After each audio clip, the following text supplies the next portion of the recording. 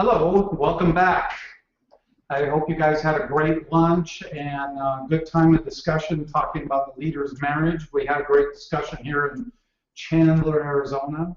It's a beautiful day. I wonder what it's like in the Northwest. I forgot to look at your temperature up there. Anyway, this session we're going to be talking about married with differences. This is directly from chapter 1 in our book, and so we will be talking about differences, but it's going to be in a little bit different format.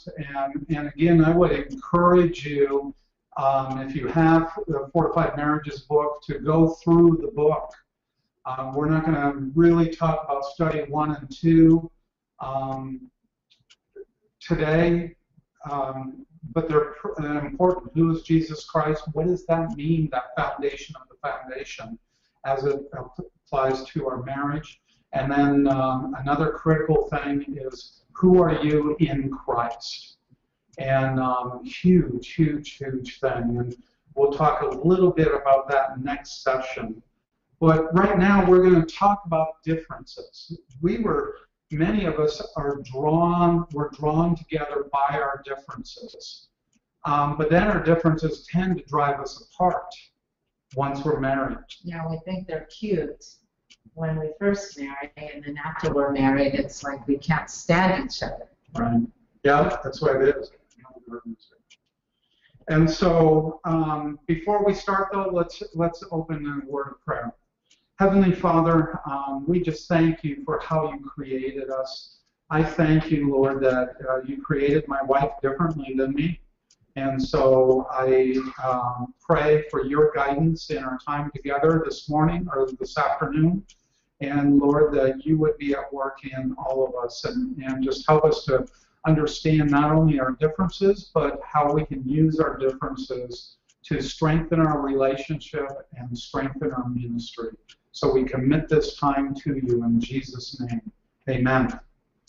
So again, we're about the castle and building that strong foundation. And I think part of that foundation is understanding our differences. Genesis 2:24 says, for this reason a man will leave his father and mother and be united to his wife, and they'll become one flesh. I like this cartoon. 1 divided into 2 equals 1. God took woman out of man, created her from man, but then brought her back to him in the oneness of the marriage relationship. And it is a mystery. How can we be one when we are so different? And Carmen and I are very different personalities, different gender, different way we grew up. We grew up in a very different environments. But we are one and becoming more one as we grow in our marriage relationship. So today we're going to talk about our differences. And if you can see this slide, no, you will not catch me outside in those. I'll fit in those pants now, babe. He used to try to go dress outside like that, and I wouldn't let him. So, well, we're different. And we're a different gender, and that affects us hugely. We're going to talk about that. We're going to talk about personality some, and we're created in a certain bent. And we're going to talk about our differences in communication, in our family and environment, and we have different needs. We're going to talk about that a little bit today, not as much as we normally do in this seminar, because next month we'll be talking about needs. So Carmen and I are very different, and we don't have our list with us, but well, for instance, I'm wearing heels, so I'm a little bit tall, but as you can see, I'm a lot shorter than Chris. And I tend to be tall. And my hair is dark brown or black, but really my hairdresser is the only one that knows that for sure. And what hair I have left is gray. And I came from a large family. I had 5 brothers and sisters. And I had 1 brother, 1 sister. And I grew up poor in a poor neighborhood. And I grew up in a middle-class neighborhood, very different neighborhood. And my parents never did anything with us growing up. He was too busy doing his own thing, so we kind of just took care of ourselves. And we did a lot of things together as a family. We played games together, traveled together, camped together. I graduated from high school. And I've got 2 master's degrees. I read, but it takes me a while to finish a book. And I'm disappointed if I'm not reading a book a week. I don't really care to eat green vegetables that much. I'm trying, though. I'm trying. Green vegetables are good for you, baby. My corn. Okay, like that's not green. I love peas. I could subsist on peas. And I tend to have a lot of patience. And I tend not to have any patience. And I tend to save money. I can hang on to $1 for a while. And that's not my bent. I do save money because I've learned from my wife, but for many years I was the spender. And so you can see that we're different. And every couple is different in their marriage relationship. We have gender differences.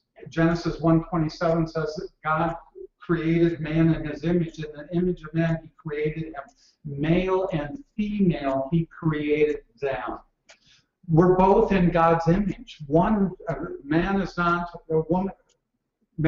more in God's image than woman is.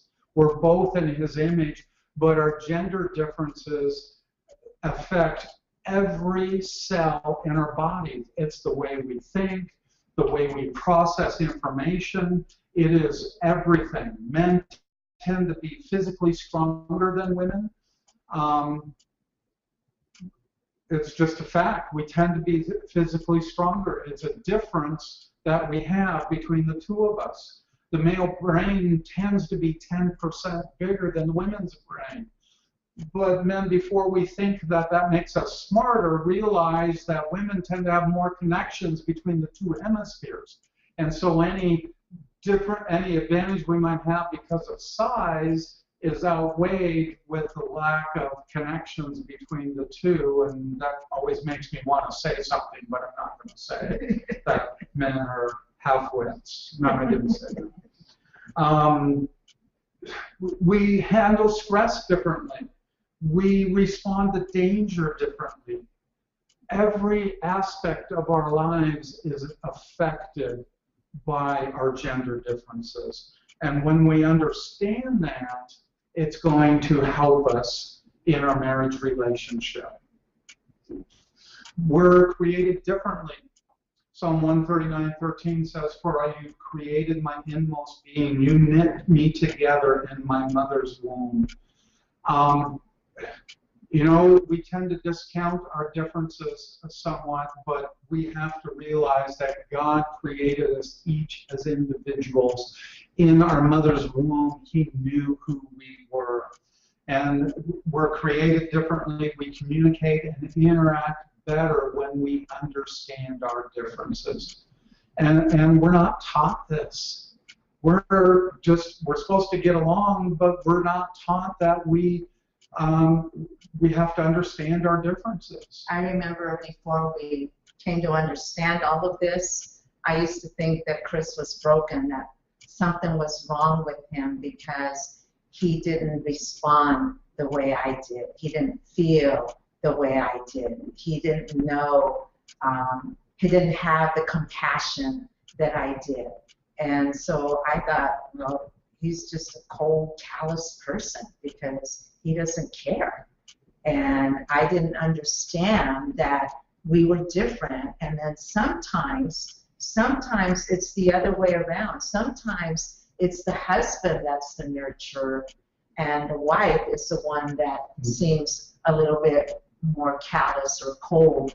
And that's just the way God made us. And too often we think that we're better than they are because they're not like us. And we have to be careful about that.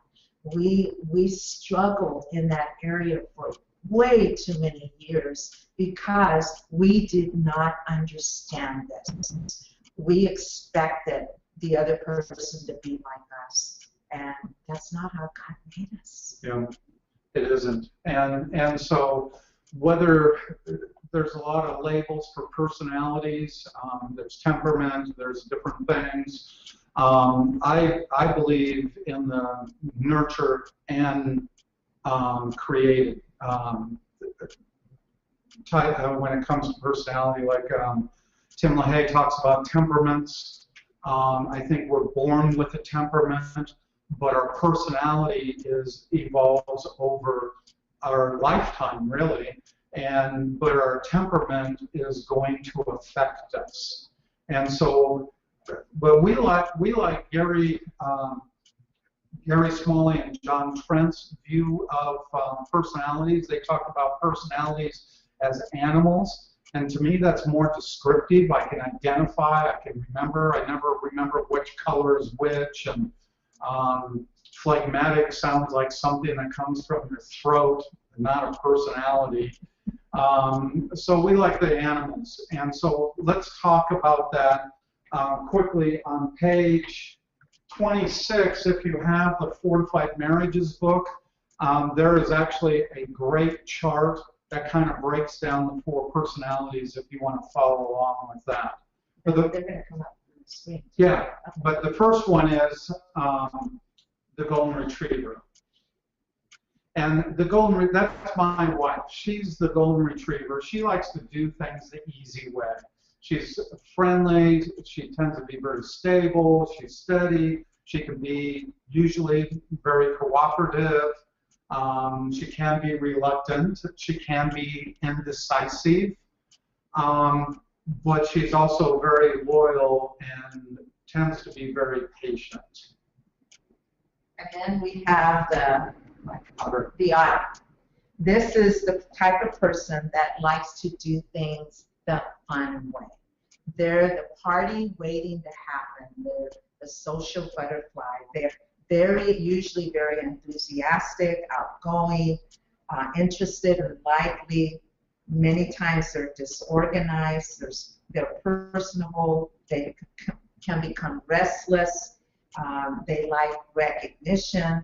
Again, they're very social and fun-loving. And again, this person is a party waiting to happen. They will speak to anybody, anywhere about anything. Do we know anybody like that? And then you have the beaver personality. And the beaver likes to do things the right way. Our engineers and artists tend to be beaver personalities. They tend to be more serious, analytical, very orderly. They can be a thinker, but they can be critical and be a perfectionist. And so the beavers are good to have around to analyze things. And then we have the lion personality. They like to do things their way. That's Chris's personality.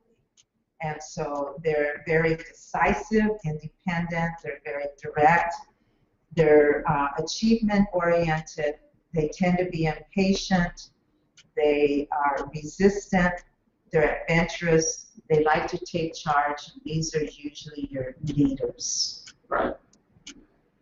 And so at this point, if we're doing a presentation at a church, we will usually ask what people think their pastor's personality is.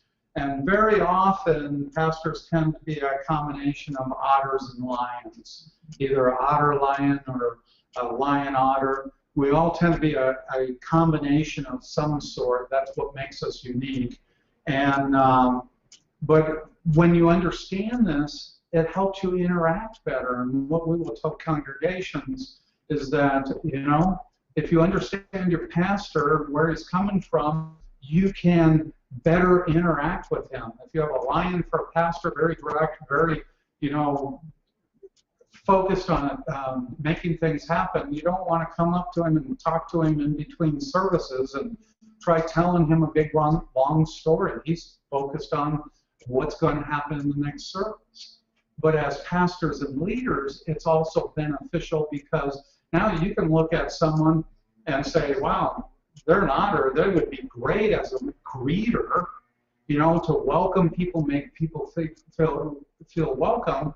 But if you're going to have a bookkeeper, you probably don't want to otter as a bookkeeper, or me as a lion. It's like close counts.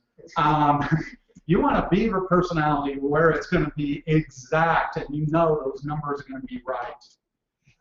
One of the things that I like is, this is from Les and Leslie Parrott. They do kind of a chart, and what they're looking at is, are you people-oriented or are you task-oriented? Are you fast or are you slow? And really, it's a quick way to kind of figure out, where do I fall in this personality stuff. I'm very task-oriented. I do things very fast. That makes me, I'm in the lion quadrant. So the people-oriented would be the golden retriever and the otter? Yes. Okay. The golden retriever and the otter tend to be more people-oriented, and the beaver and the lion tend to be more task-oriented. Okay.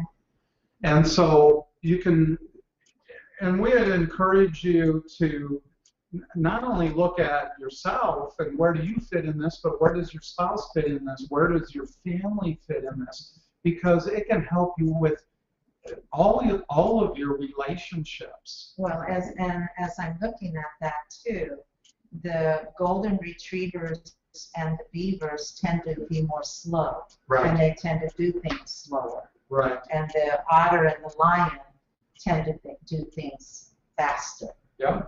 And so you used to get irritated with me because I'm the golden retriever, because I move slow and I don't do things fast enough. And so you would become impatient with me because of that. To tell you, when I first, we got our first car with automatic door locks, my wife and kid had about 3 seconds to get outside of the car, and then the doors were locked. And because, hey, we got to lock the doors, we got to get going.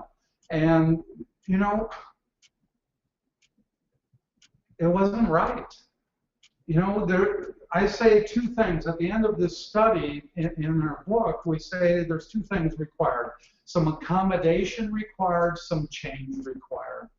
I need to be somewhat accommodating. Like I said, my kids and my wife had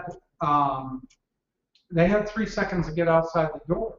When Carmen and I go to the mall, we'd park, I would be at the door to the mall, and it's like, where's my wife? She's still halfway across the parking lot. And so, she, in the accommodation area, she has sped things up a little bit. She goes, okay, my husband is in a hurry, I need to get out of the car and move a little bit. But I don't get out of the car until my wife starts getting out of the car.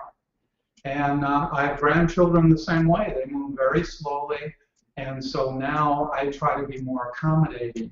But some change is required too. I need to change on how I deal with things. It's not changing who I am, it's changing my behavior to be accommodating with them, and Carmen makes that effort also. Do you see how that makes a difference? That sometimes if we don't understand this, we think, oh my gosh, this person, they irritate us because they don't do things the same way as we do. And by knowing this, then you can be more patient and compassionate towards the other person, and realize that, when we talked about these different personalities, God created all of us. So is one better than the other? No. God created us all, and if we think that the other person, because they don't move as fast as we do, that there's something wrong with them, then you're criticizing what God has put together. And, woe to us when we do that. So, this is so important to understand this, you guys, because, like I said, we used to argue and fight about all these things because we didn't understand. We didn't know that we were different. We weren't accepting. We weren't gracious and merciful towards one another. Instead, we were very critical and impatient and demeaning and disrespectful. And that needs to change, and it starts with you. Yeah. And so out of that, what we normally do in our presentation when we do our Married with Differences 3-hour seminar is we will break up by personalities. And at some point in your cohorts, I would encourage you to actually do this exercise. And what we would do is by personality, have each group say, how do you need to be communicated to? And so it's really interesting because we've done this in Africa, we've done it in Central and South America, all 4 corners of the United States, and it's all come out the same. Lions need very direct, very straightforward, bottom line communication. Otters want it fun. They want the story, how they want it interesting. Beavers want the facts, but it's not just bottom line. They want a sequential order to things. They want everything to fit logically. And golden retrievers, they want a story, but not so much a fun story. They want to know who's involved with things. My wife, for a long time, wanted to know what was going on at my work. What goes on at work. So I made a list of things. I did this at this time, this at this time, talked to this person, talked to that person, and I came home and said, okay, you want to know what's going on? Here it is. And she's like, that doesn't tell me anything. What was this interaction like with this person? It's like, I don't know. Not anymore. No, not anymore, because we understand this now. And so we do have communication differences, and it's huge. We had a couple come to us for counseling, and we can't communicate. And it's like, really, tell me about your life. And this man had a degree in communication. His job was all about communication. He connected people together. He was a networker, and his life was communication. She worked for one of the biggest law firms in the state of Arizona. It's like, really, you can't communicate? They did not understand nor accept their differences. He wanted her to communicate like him. She wanted him to communicate like her, and they were like this. They were not communicating because they wouldn't take the time to connect with each other. So our communication differences. We communicate differently by personality. And if you do that exercise, you will see how that works. Oh, and one other thing, if you do that exercise, well, it's usually husband and wife, so I don't know how many couples are together. But what we like Chris said, we've done this all over the world, and very, very rare do we ever find both husband and wife the same personality. They are not in the same group because we're usually attracted to the opposite. Exactly. And like this couple that came for counseling, if we don't accept those differences and utilize those differences, we're not going to communicate. This is a point of conflict for Carmen and I, but I have research that proves men typically use 2,000 to 4,000 words per day, and women 6,000 to 8,000 words per day. We can, not right or wrong, it's just different. Boys make noises when playing, girls tend to talk.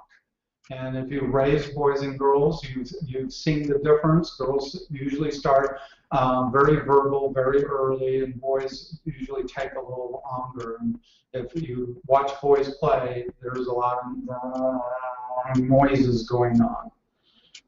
Men tend to communicate, to share information and solve problems. Women tend to communicate, to share feelings and build relationship. And again, that's a tendency. Right, right. So we also have different needs.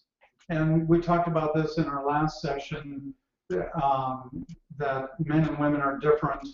1 Corinthians 7:33 and 34. Married man's concerned about the affairs of this world, how he can please his wife, and the wife is concerned about the affairs of the world, how she can please her husband. We're created with different needs, and we don't tend to understand this. But as a married couple, we need to understand this. The Bible tells us we need to be concerned about our spouse's needs, because we have different needs by gender. Yeah, and we need to communicate what those needs Yes. are, right? And too often we don't. And I've heard this so many times, and even personally, I used to do this myself and say, you know what? He knows what my needs are, or he needs to figure it out. Why should I tell him? You know, I need help in the kitchen, then he could see that. So he needs to just jump in there in the kitchen or with the kids. Well, he may not see that. And that's okay, but we can communicate in love, you know, what our needs are, instead of criticizing or demanding, but saying, you know what, I really have this need for you to do this. Right. And then he has the option to fulfill that need or ignore it.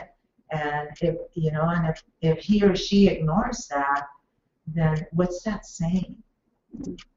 Yeah. So we have different needs by gender, by personality, and we have different love languages. So let's talk about that a little bit.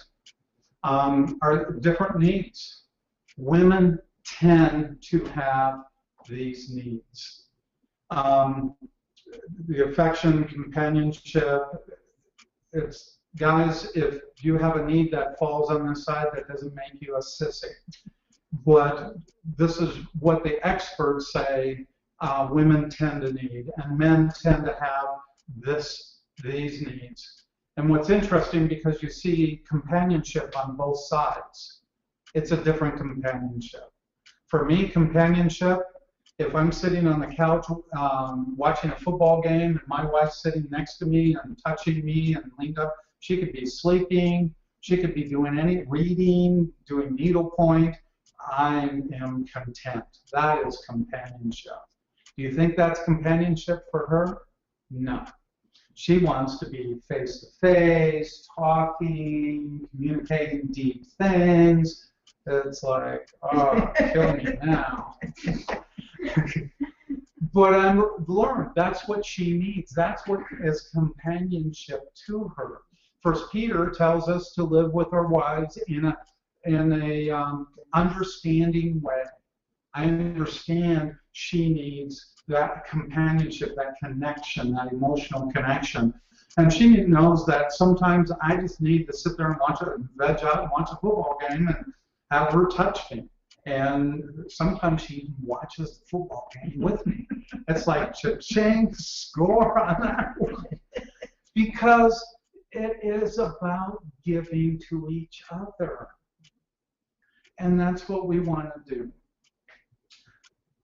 To summarize our needs, it's about, we have different, summarize our differences. Gender, we have gender differences. We're male and female, and it's huge. It affects every area of our lives. Our personality affects every area of our lives too. And while we're going over this really fast today, I encourage you, studies 3 and 4 in the Fortified Marriages book goes more in depth. There's actually a personality inventory in there, and it gives you a better idea of what your personality is and how you guys can bring this together. And what your strengths and weaknesses are. Exactly. Because we all have them.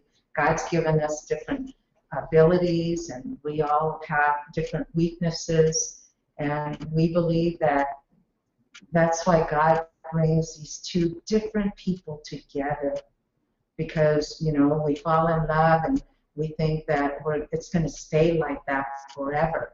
I remember when I married Chris, when we were married, and we actually even used to fall asleep face to face. And I used to say to him, honey, is my knight in shining armor going to tarnish? No. And he'd say, nah. It didn't take long for him to tarnish. And that's when the work begins. But that's when the division begins between us. Instead of working together and figuring out or finding out what does it take to have that godly marriage, that healthy relationship, and instead we allow the enemy to come in and put that division, that separation in between us, and then before you know it, it's like, who is this person? So it's huge. It is huge. So we can communicate differently. And it's a variety of things, not only by our personality, our gender, but the way we grew up. We may grow up in a household that everybody yelled and screamed at each other, and it was what you considered normal.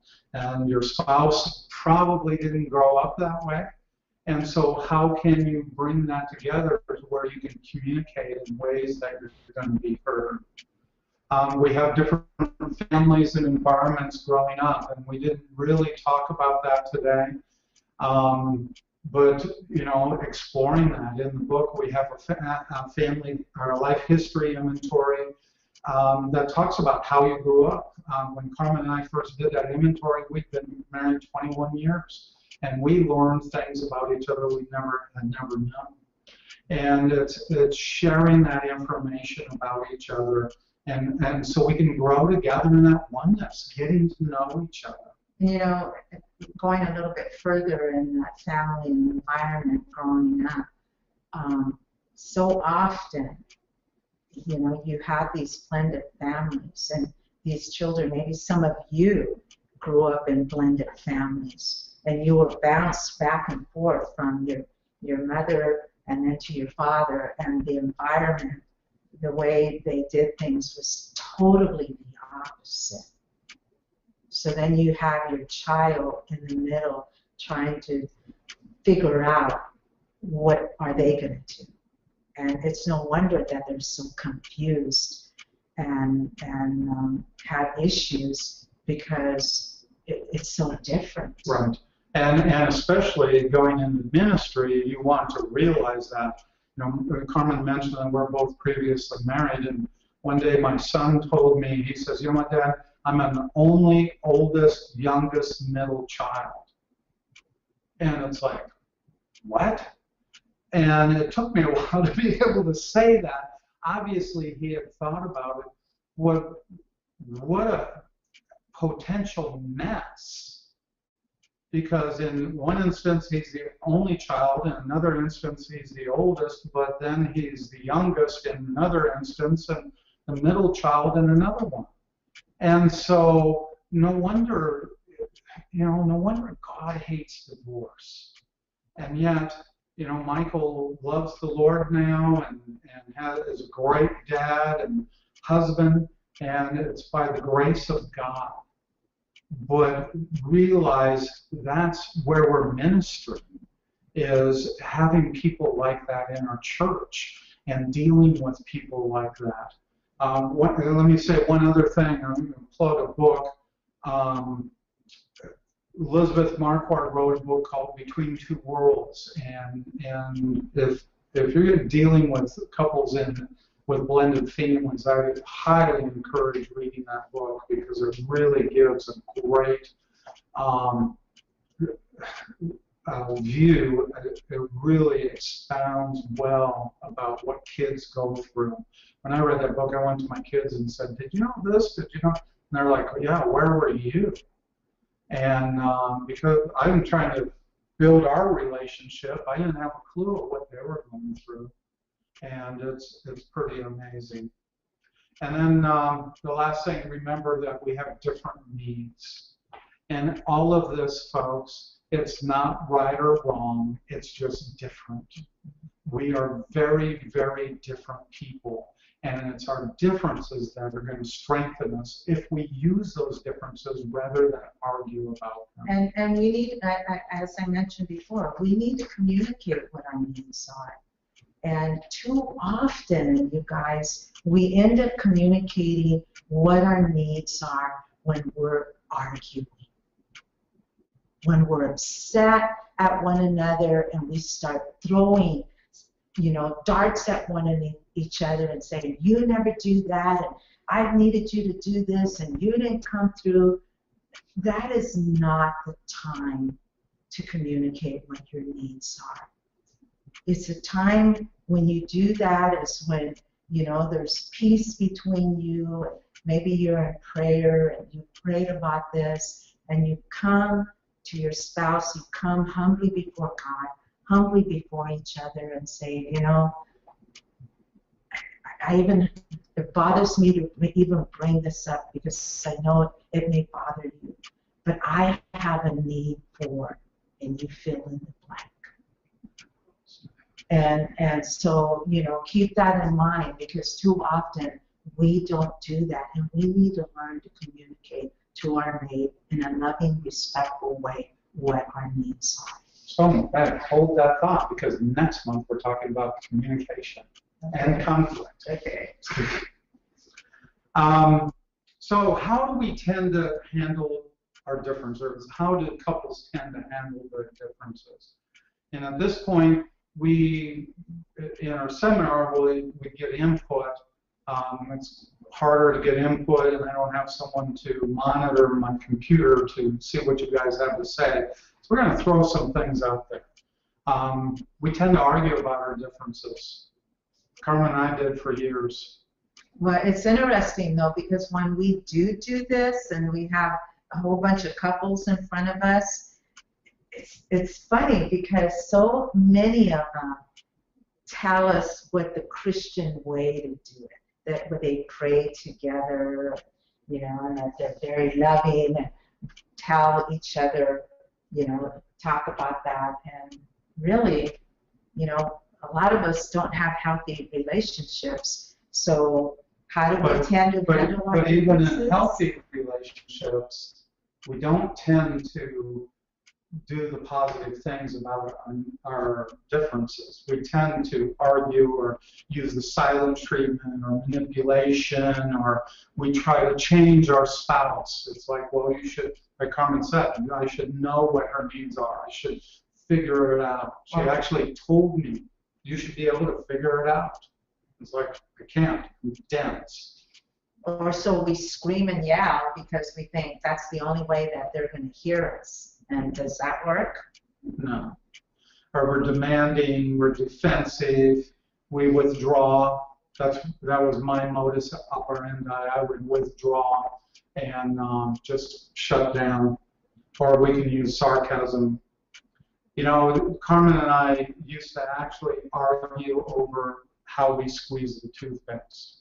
It's sad, and it's sad to acknowledge that. We haven't done it in 25 years, but, well, except this past year, she actually came over and fixed my tube of toothpaste. It's like, really, babe, leave my tube of toothpaste alone, because I just want toothpaste. I squeeze it anywhere, just get toothpaste, and she's got it all nice and neat. She fixed my tube of toothpaste. So we solved that issue. So we each have our own tube of toothpaste, and we could squeeze it however way we want. Not right or wrong, just different. And so one day I noticed it, and I thought, it's all squeezed in the middle. So I thought, I got to fix it for it. It's like, leave my tube of toothpaste alone. And so we're so different. Before marriage, we tend to see the lion as decisive, independent, efficient, competitive, determined. We see those things positively. But after marriage, we tend to see him as impatient, self-sufficient, never slowing down, attacking first, being stubborn. And the same way with the otter. So those of you that are married to the otter, before marriage, you tended to see them enthusiastic, talkative, optimistic, outgoing, and personable. But then after you were married a while, now you view them as excitable, they talk too much, unrealistic, disorganized, and undisciplined. Well, we have a new grandson-in-law who's going to experience this. He thinks our otter granddaughter is wonderful. She's so lively. She's so funny. She's so great. We'll see what he thinks in about 6 months. But they're learning this. They have our book, so hopefully that will mitigate that for them. The golden retriever, before marriage, I saw Carmen as this steadfast, very stable, systematic, easygoing, agreeable person. But after we got married, I saw her as resistant to change and decisive. There were times when I actually said, make a decision, any decision, I don't care. And, you know, but that's the way she is. She's wired that way. She can be unwilling to initiate. She can be over accommodating. But again, some accommodation required, some change required. And for those that are married to the Beaver personality, you saw them before marriage as analytical, serious, conscientious, intuitive, and industrious. But then after you've been married a little bit, you view them as very critical, unsociable, they worry too much, overly sensitive, and a perfectionist. Yeah. And so, again, not right or wrong, just different.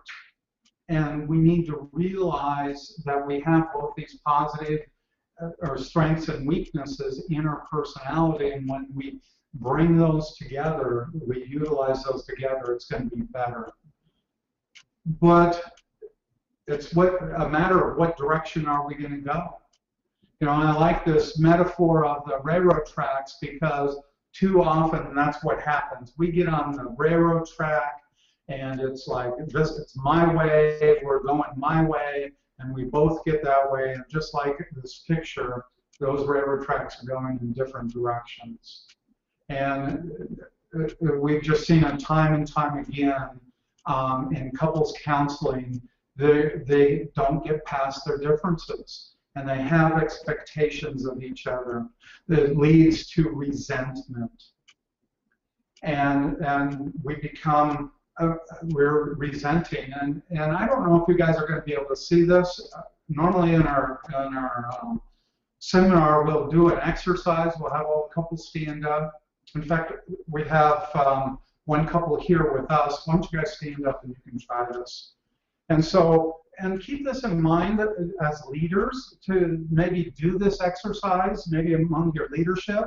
We will have couples do it or people of the same sex do this. And if you can see this, we're taking the opposite hand and the idea and facing each other. And the idea is to touch the other person's shoulder with this hand as many times as you can in 30 seconds. And so when we say go, then they're supposed to touch the other person's shoulder with their hand. So go. And Danny and Donna are doing the same thing we're doing because it's not going to happen. Okay, you guys don't hurt yourselves, okay? And we do this in counseling on occasion, and very often couples do the same thing. It's that resistance. And that's what we get. We get to the point where we're resisting one another. And so, but when we work together, guess what? We could stand here doing this all day long when we're working together. It's amazing, but we don't understand this. It's our natural tendency to resist each other rather than work together. So what do we need to do here? What are you going to do about your differences? I like this picture too because with the railroad metaphor, we've got to get off the train and flip the switch so that we get on the same track, so that we're working together as a couple. What is the definition of insanity? If you've been to AA ever, you know. Albert Einstein says the definition of insanity is doing the same thing over and over again and expecting different results. It's not going to happen until we change and do something different. And so, and one of the things too is that so often husband and wife treat each other as their enemy. We treat each other, we view each other as their enemy, but they're not your enemy. They're a gift from God. And, you know, even though you may not feel that love, but you married that person. You felt that love for that person at one time. And you can have that again. And that's something that we'll do a lot of times in counseling. We'll have the couples look at each other, hold hands, and tell each other, take turns and say, you are not my enemy, you're a gift from God, and I love you. And so often when they do that, there's just a tranquility, a peace that comes over them because it's like, wow, that's the way I viewed my spouse as an enemy. And I haven't viewed them as a gift. And I really do love them. That's why I'm here. So keep that in mind. So what will you do about your differences? The idea is we need to accept our spouse for who he or she is. Not trying to change them, not trying to make them into our image like we tend to do. We want them to be in God's image. It's receiving our spouse as a gift from God just as he or she is. And then it's respecting our spouse's difference, uniqueness and differences as that which God has designed to complement us. I'm a better person because of God using Carmen in my life. And it's not always fun, but it's always good. Our differences aren't right or wrong, they're just different. And together, we're more effective than we would be alone. And that's what we have to realize. It's a matter of working together.